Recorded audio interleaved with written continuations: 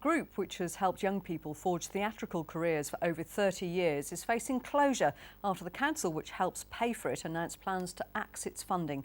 Wolverhampton Central Youth Theatre represented the UK at the World Theatre Festival in Monaco last year. But as the City Council faces cuts of £123 million, it says it can no longer afford to subsidise it. Joanne Riddle reports. 3 years ago, this was the UK's only youth theatre to be awarded a Cultural Olympiad grant of £100,000 ahead of the London Games. But today, Wolverhampton Central Youth Theatre is facing the loss of its £13,000 council grant. We've raised over £240,000 in additional funding and brought that into the city over the last 4 years. We've created employment opportunities for young people, training, apprenticeships, and all those things are so important at this point where young people are out of work. I wouldn't want to run a group that isn't accessible for all young people.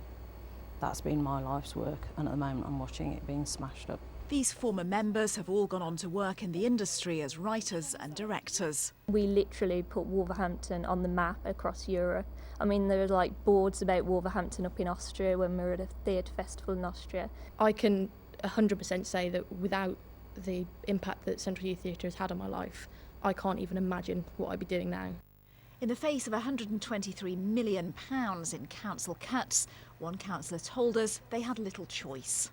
The government's funding cuts are driving us to make some of the most difficult and unpalatable decisions that we ever had to make.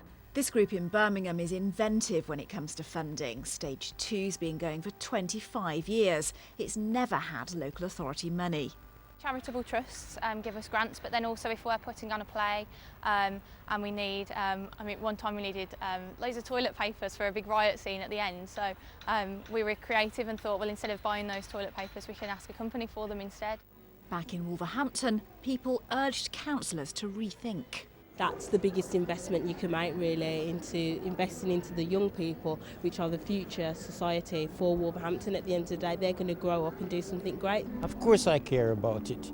It's very important for our children, the teenagers. Anything to help them, to bring them forward in the future, to make them have a better life, of course is important. Last year, the Central Youth Theatre travelled to Monaco for the World Festival of Amateur Theatre. They say without public funding to match other funds they raise, their future is bleak. Joanne Riddle, BBC Midlands Today, Wolverhampton. There's been